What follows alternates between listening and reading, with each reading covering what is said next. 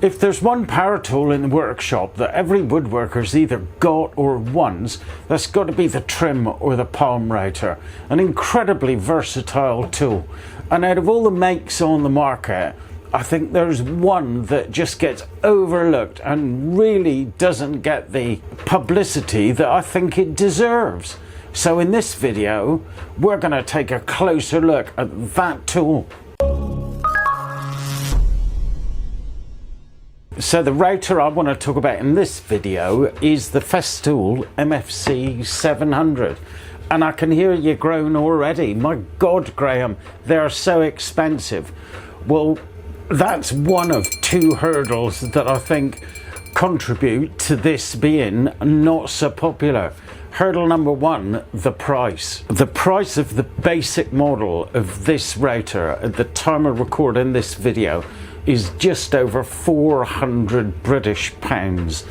And like I say, that's the base model without any of the accessories. If you want the accessory box to go with it, that's another 330 British pounds.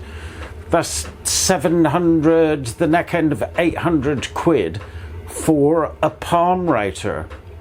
If you compare that to something like the DeWalt with the accessories, is under £300, less than half the price. Neither one of these would come with batteries for those prices.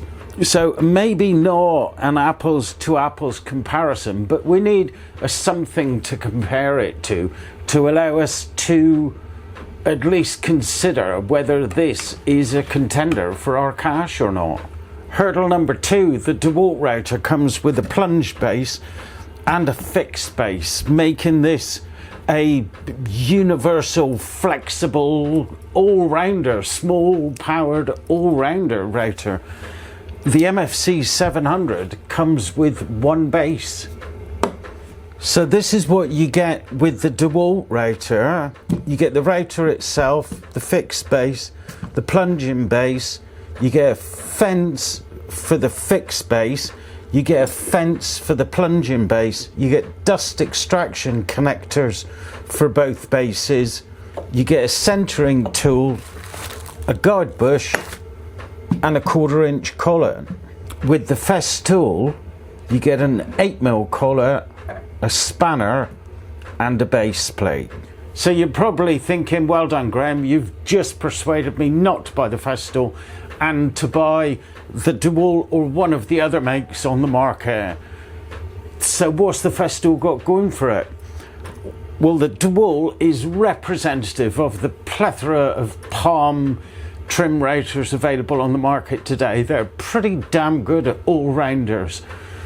They're good, quite good at a majority of tasks, whereas the Festool, I think, excels at a few less tasks, but is uniquely suited to those tasks. So let's dive into it. So the job that this particular router excels at, and I think leaves every other router stone dead, is trimming, edging, in particular hardwood edging. So come in closer and let me show you this.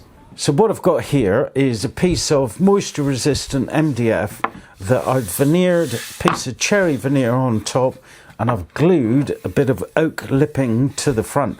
Now with this being veneer, I need to be really, really careful when I flush trim this oak trim to the same level as that cherry veneer. So the first thing I'm going to do is take the router out of the vertical base and I'm going to pop it in this 0 degree flush trim horizontal base. So I'm going to turn that over and I'm going to put this back on to the bottom of the router.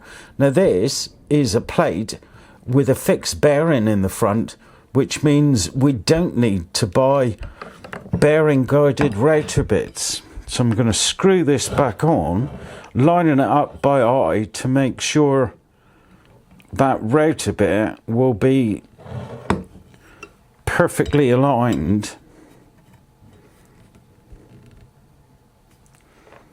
with the front of the trimming or the hardwood to be trimmed. Would be nice if they could make this toolless. Little mod you could do there, Festool.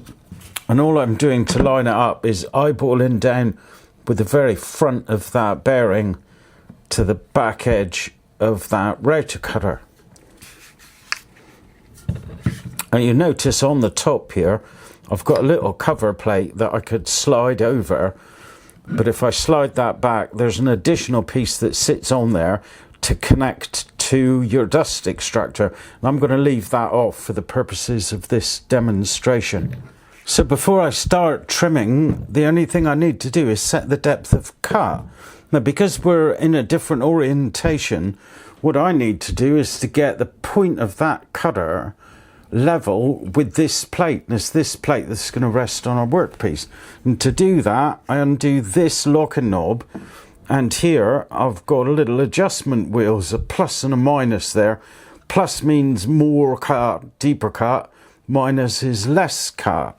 Hopefully the camera will pick this up. If I take a flat piece of something and drop it on top of that plate, then I can see a little bit of light through there. So there is the minus. If I wind that down, that is about touching a little bit of a gap there, which is the way I want it to be. I'd rather it be backed off than too deep and mar my workpiece. So now I can dial it in, as you'll see, really quickly onto the workpiece to get that perfectly flush cut. So I'm going to use my little vacuum pucks to hold my workpiece in place right at the edge of the bench here. And then I'm going to take a pass, and then I'll release this knob, wind it down a notch, take another pass until I get it absolutely perfect.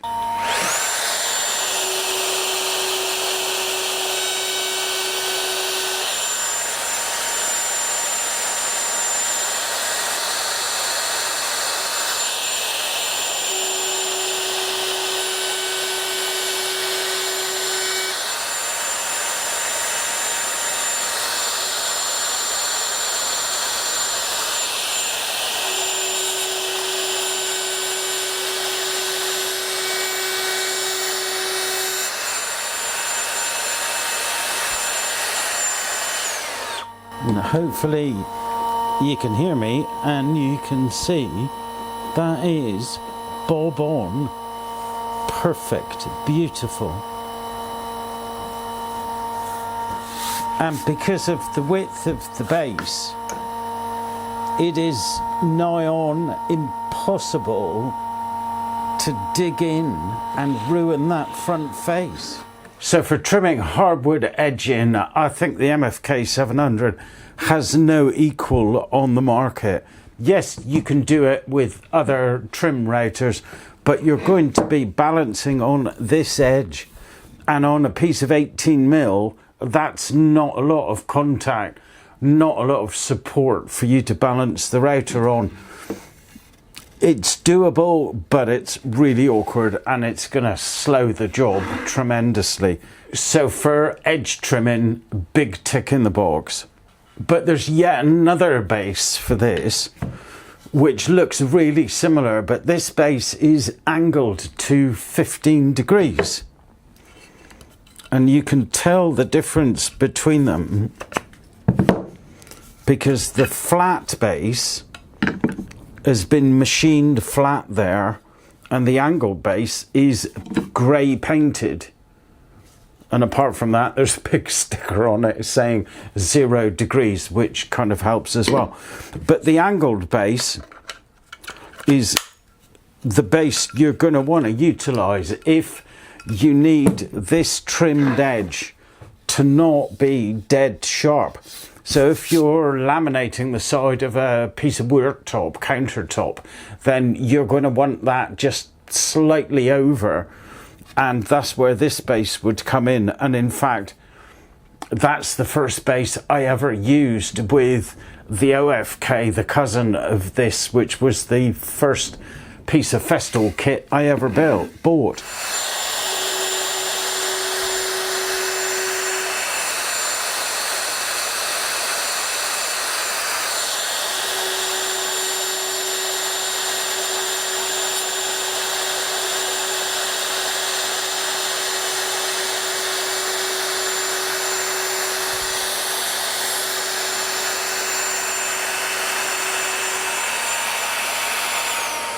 Hopefully the camera can pick that up.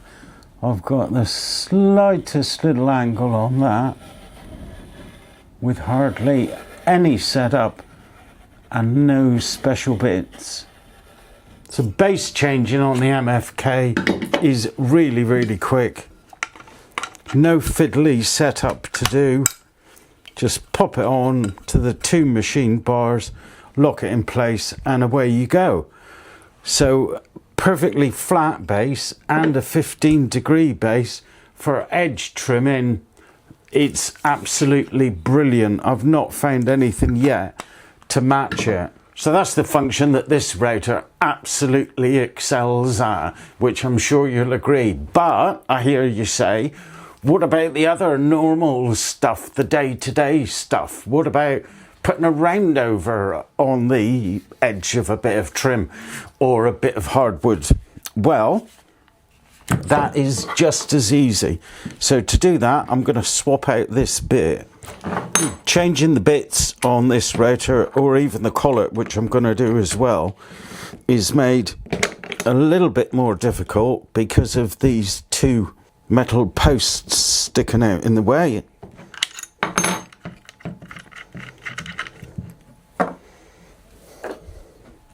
But it's far from being tedious or overly fiddly. So I'm pressing in this little button here to locate into the spindle, and then doing it up as we normally would. Just snug it up, and that's the bit changed. So hardly a tedious job. And now I'm going to swap to the vertical base. So this pops in exactly the same way as in the other bases, and we do that up and we're locked in place. So a downside of this router is the amount of travel that you've got. You are limited in comparison to some of the other routers on the market, to the point where you really need to make sure you get the bit in the right position so that you can maximize the cut for the job that you're doing. So again, to line this bit up, I'm just eyeballing that point on the bit with the bottom of the base, and I'm going to start a little shallow and then lock it off with that knob. The fine adjustment on this router again exceeds that of others. Each turn of this dial is 1/10 of a millimeter, so you can really get this dialed in. So I'll turn on my vacuum pump to hold my piece, and then I'll do a test pass, release the lock and knob, adjust, test pass, and so on until I get the depth that I want.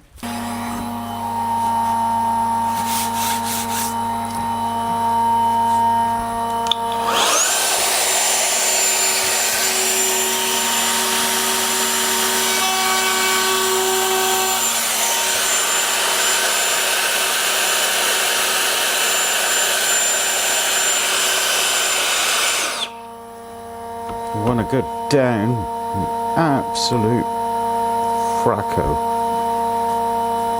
like 1/2 mil.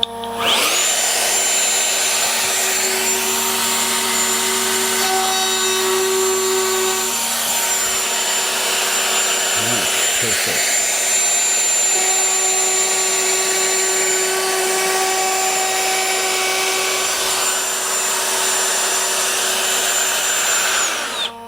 Okay, so roundover's good, just as easy as any other palm trim rotor on the market, but with the added benefit of that big base. So what about trenching or grooving? Well, again, as easy, but for that, I'm going to show you the parallel guide fence, which I've got set up here on the vertical base. Now, the benefit with this, as with other Festool routers, is they've put a center line on both sides of the base. So we don't even need the router itself in the base to be able to get it all dialed in to the right position. So I've got a little piece of MDF clamped to the bench here so I can demonstrate this. And I'm just going to draw a line down the outside of the board so I can show you alignment using these indents on the base. So if I hold the fence,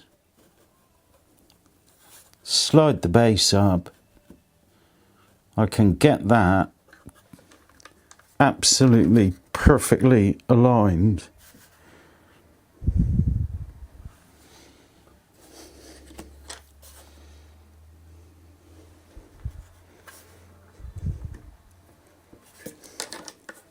Without even having the router itself in the way, which is superb. So now I can pop the router in, lock it in place,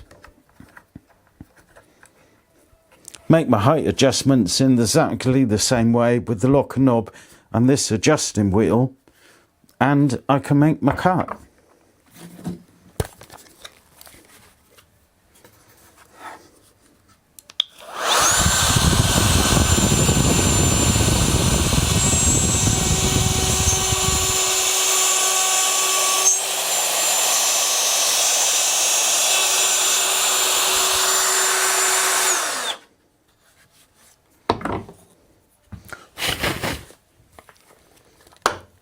And you can see there, that is absolutely dead center.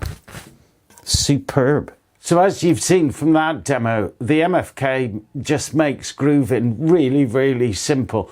The lineup is an absolute dream with those indents on the base, getting it absolutely dialed in without the weight of the router in the way is another real tick in the box for this router. So versatility, yeah, the MFK's pretty good.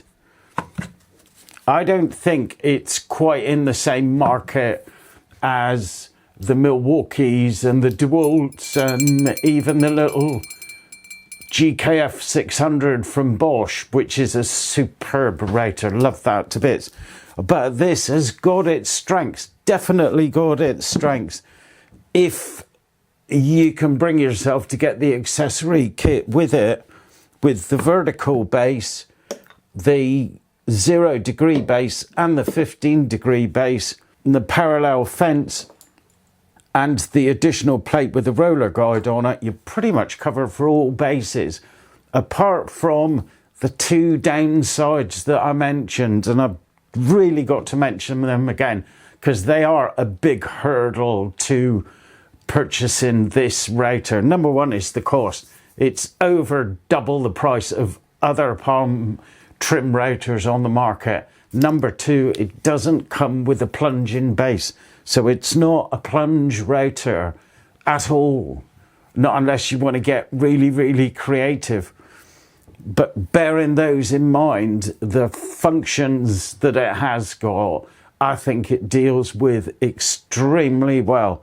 And if you've got the need to do an amount of this on a regular or even semi-regular basis, this has definitely got to be a router that you give some consideration to.